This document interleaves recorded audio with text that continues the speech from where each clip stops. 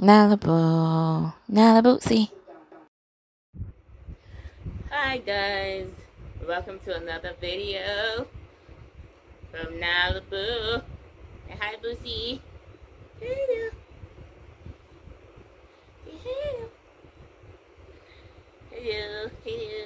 Hello. Hello. She's not comfortable.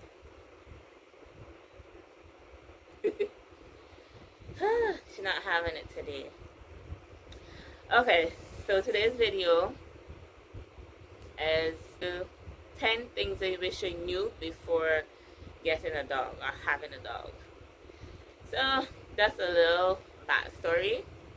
I had a dog before Nala, but actually, okay, let's go way back.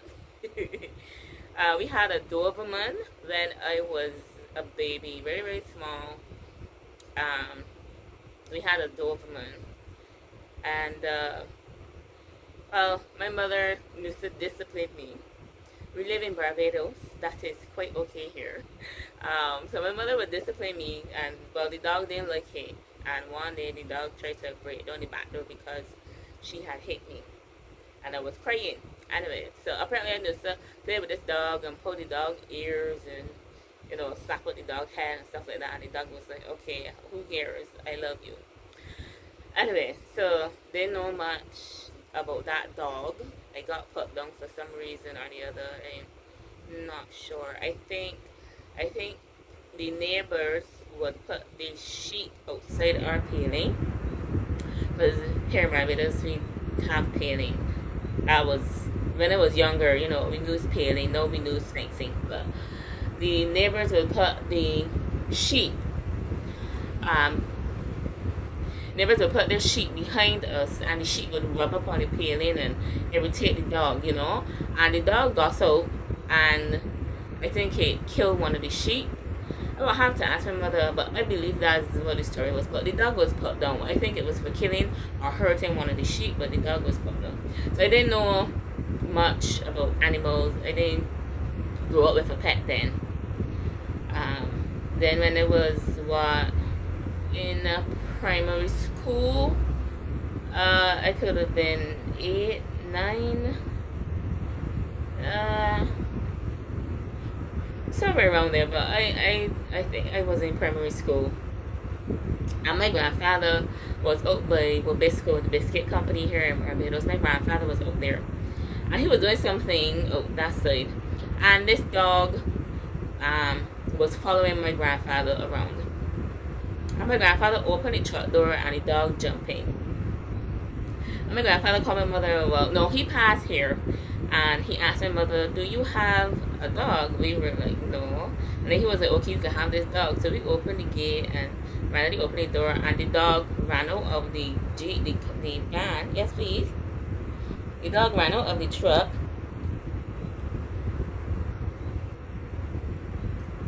Okay. The dog ran out of the truck and right into the yard.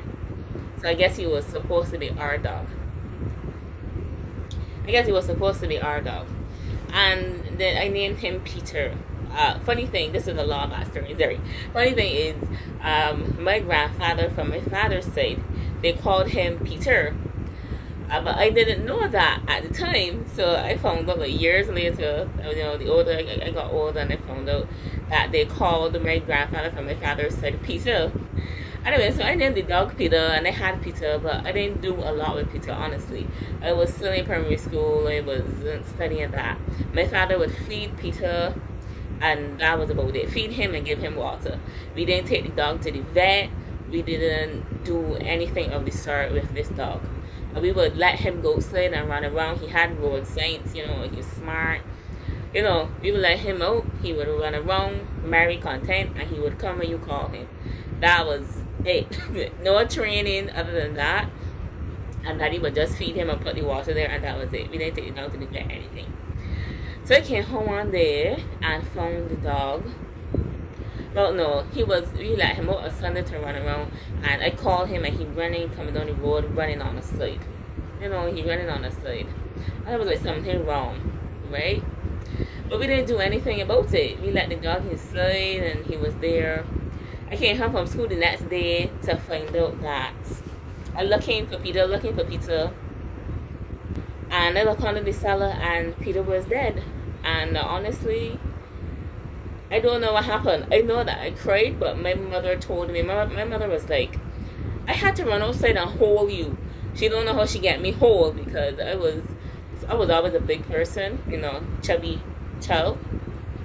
So my mother was like, she was holding me. She ran outside. She was hugging me and holding me. And I was shaking and shivering and crying. This is what she's telling me. I honestly cannot remember. Probably too traumatizing, so I just put it on my brain. So that's basically it. Peter died, and then my best friend got me Nala. I got Nala. Sorry, Boosie, jump you. Sorry. I got Nala at secondary school. Right, so I had Peter for a couple of years because Peter died and my best friend, I was at school. Oh my god, my dog died. And then I think a year after, probably a year after, 6 months to a year after, not exactly sure the timeline there, but I got Nala. Then my best friend got me Nala. Then when I was in secondary school, about to finish secondary school, so I think it was 16, 15, 16, I was probably 16, yeah, because Nalabu is about 11 years, going 12 years or so. So yeah, I was about 15, I think it was 16. And then I got Nalabu C. And then I figured out a lot of stuff myself. Honestly, my father still dealt with Nala a lot more than I did in the beginning stages, honestly. He would feed her and give her water and stuff like that. And then one day he was like, I done. Deal with your animals yourself. Literally, my father was like, here, this is life. Have your pet. Deal with your pet. So then I started dealing with Nala, you know, take her to the vet, she get her shots and stuff. I started dealing with dogs then. So that was my extent of dogs. The Doberman from a baby. Peter, I was still very young, didn't know anything about dogs. And, you know, because here in Barbados at that time, back then, you won't really hear about people doing these things with their pets. You know, it was just, if the dog's sick, you love it enough that you take it to the RSPCA and you get the dog checked out, you get the medication, and that's about it. You don't really take them for like checkups. And I never really knew about people giving their pets vitamins and brushing their teeth and all of this stuff. And I was like, wait, what? When I started doing my research, I was like, oh my gosh, right? Because my family, we have pets. We have dogs and cats, right? Like my aunts, my aunts, because my father has a lot of sisters. So my aunts have dogs. And one aunt in particular have dogs and a cat.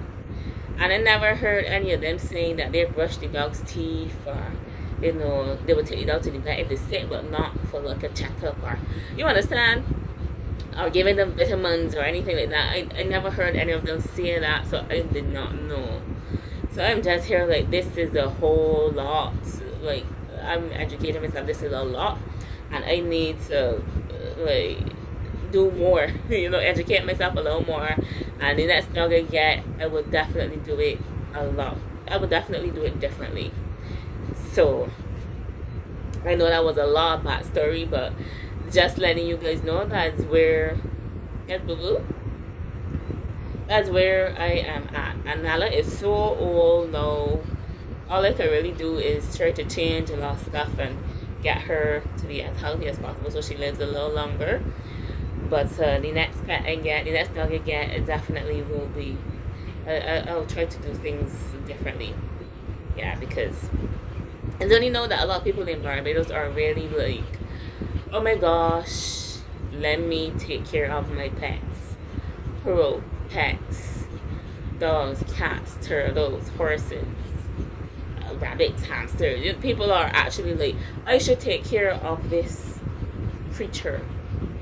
You know, so it's a lot. Back then they didn't do that much. But now, doing my research, I'm really finding out a lot. So, yes, that's my backstory when it comes to the dogs that I had. I had a cat, Shirley, but Shirley was a cat. Shirley was like, yeah, I'm going to eat your food, but I'm not going to stay in the yard or in your house. I'm going to go live my life. Leave me alone. So yes, that's my backstory when it comes to me having dogs in particular. So I would do a lot of things differently. Okay. My hug? Yeah, my hug? Yeah. Yeah. Mm-hmm. There you go. Good girl. Good enough? No. Okay, so level one, I will definitely get vitamins and start from early. So vitamins, cod liver oil, you know, because as humans we use cod liver oil and vitamins as well. And a lot of this stuff I notice is like, you have a kid, you have a child, the dog is a child, your pet is a child, because this will also go for cats as well. I guess any pet actually, because you really should be giving all of your pets all this stuff, I believe, from what I understand. You know, it's like a child. You need to take care of this creature. You need to take care of it. So definitely, I would definitely go with vitamins, number one. I'm gonna get vitamins, cod liver oil, you know, supplements, stuff like that to really help them. The whole, as we get older, you know, you got joint pains and you use omega-3s and I don't know what else. Older people, you're using omega-3s. You have a lot of oils. You know, you take a lot of vitamins. You know, your body's changing. Men and women, you take a lot of stuff. It's basically the same thing for your pet. You give them stuff from early, but then as they change, you have to change a lot of stuff for them as well. But I definitely would get vitamins and the cod liver oil and the other supplements that they need to take and start from early. In the beginning, I would start that. So number two, healthy eating. I mean, we hear it a lot as human beings. Eat healthy, prolong your life, you know, less pain, less joint pains. I would definitely change Nala's eating for sure, or any other dog, because I started cooking for her, and cooking for her is a little more time consuming, definitely, because it's not like, oh, you scoop out some chow and just put it there, you know. You have to cut the food. You cut up the vegetables and you have the meat there and you cook, and then it is a little more time consuming. Definitely a lot more to be done cooking, like, I don't know, cooked food, not chow that's already prepared. Doing cooked food for the animal is a lot more time consuming, but it is better because then you know what you're adding to the pot. You know what you're cooking for the dog, specifically what you're giving them, what you're giving them it, because the dog will have different, you know, everybody's different, so are animals. So you would add in different things specifically for your dog and what they really need or what you think they really need. You know, from watching them and seeing how they behave, you listen to them, know what they want. So definitely cooking. I probably would mix the chow and the cooked food, so that people get a taste for both as they come up. But I think it will mostly stick to the cooked food, definitely, because I think it'll be a little healthier for the dog.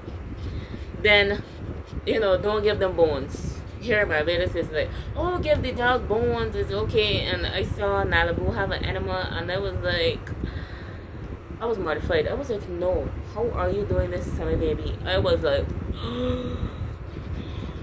I swear, I was like, no. So I stopped giving her bones from then. The ham bone is it. And I think I said this in another video. The ham bone is all she would get. I stopped doing it.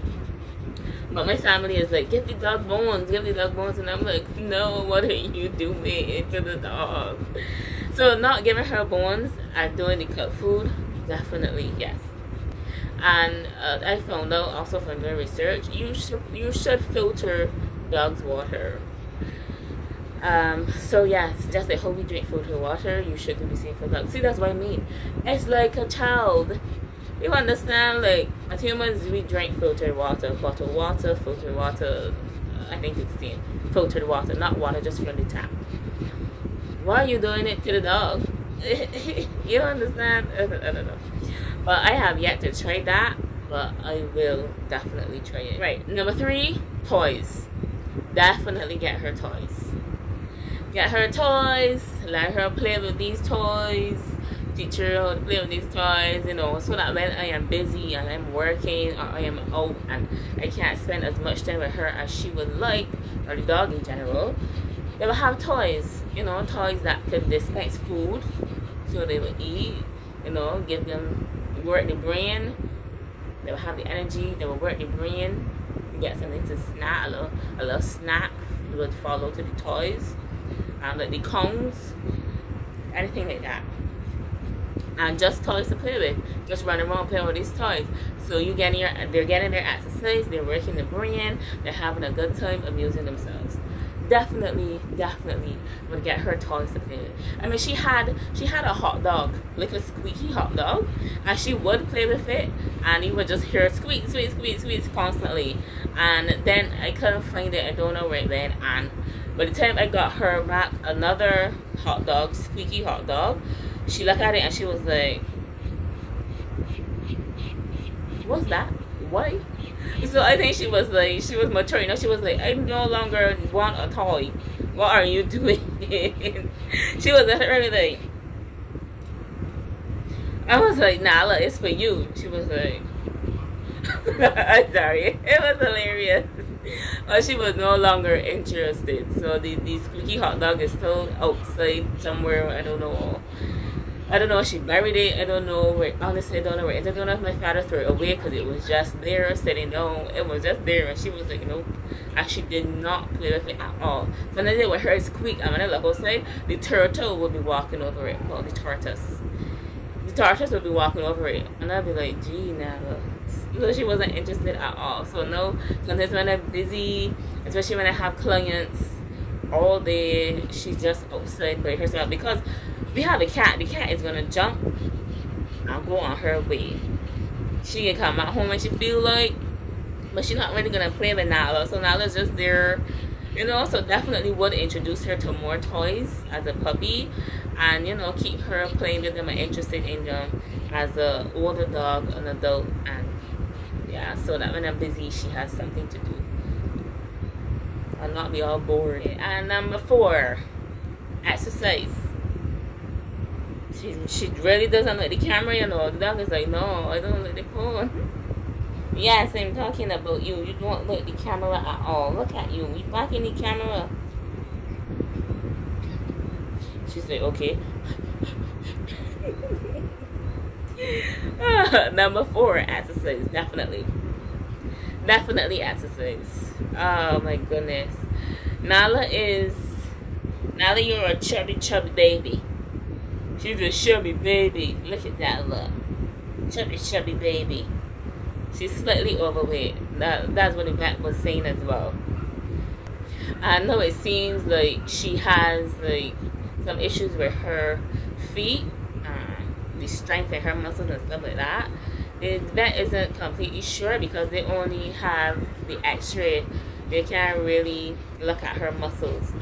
They don't have the machine to look at her muscles. They can't remember what the machine is called right now.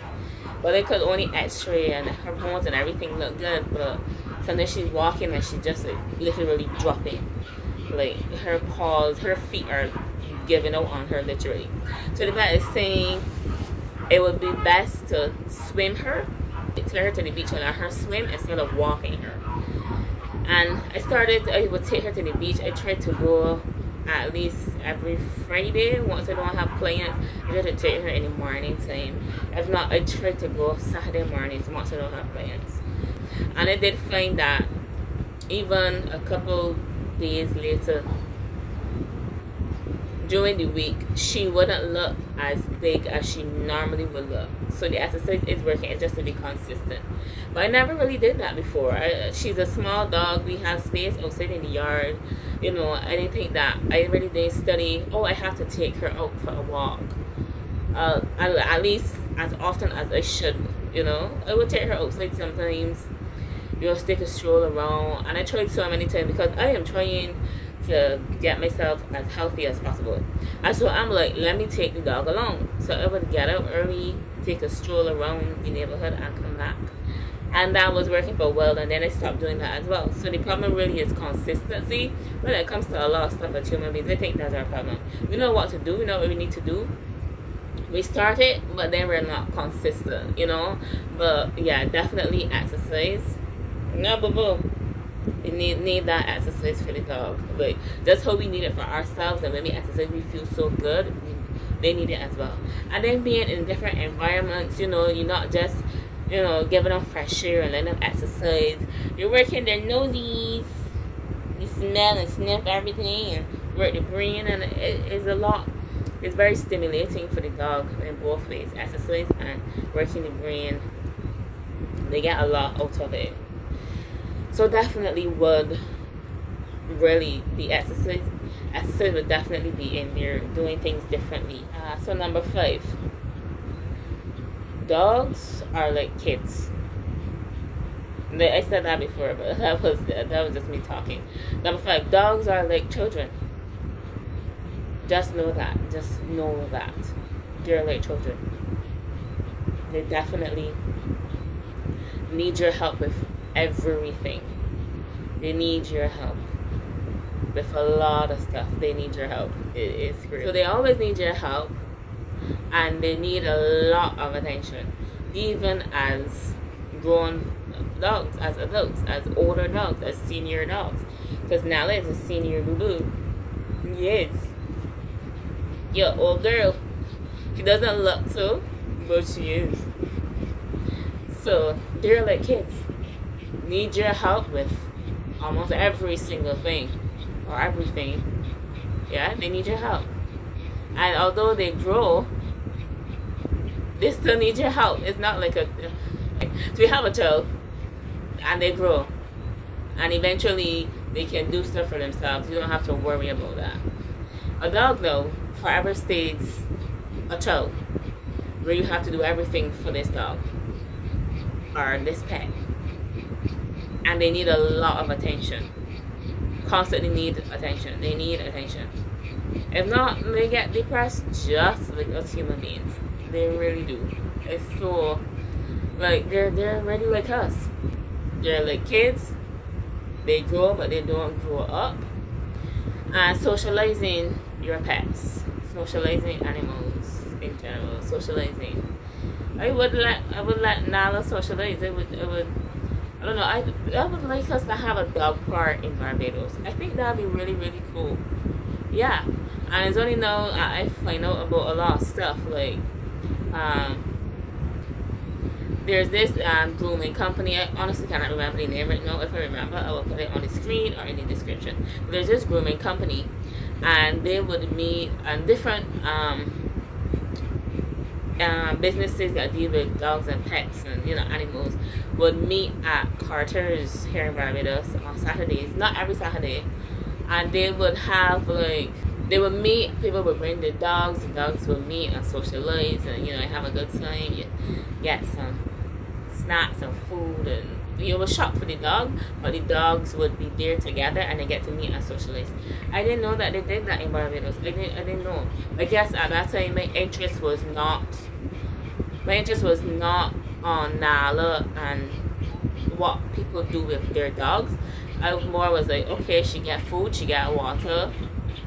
What else do we really need to do? You understand? And then when I start researching, it's like, you gotta brush their teeth. You gotta give them vitamins. News called liver oil. Worming them. It's a lot. Anyway, so she was outside. She met another dog. And the dog is trying to get into Nala's face, and Nala is standing up there like, okay. And then she turned and walked away and left the dog. And I was like, but you didn't even sniff the dog. You didn't even say hello. Or maybe she did, but she was like, no, you got too much energy for me. Or maybe it's like, you are really young and I'm jealous and getting old. How do you have so much energy? I don't know what it was. I don't know what it was, but Nala was not having it at all. So but that could be my fault for not socializing her with other dogs. She only ever met the cat and the tortoise. So yeah, definitely would socialize her. So that's the end of this video. The cook for part 2. Thanks for watching. I hope you enjoyed. Don't forget to subscribe.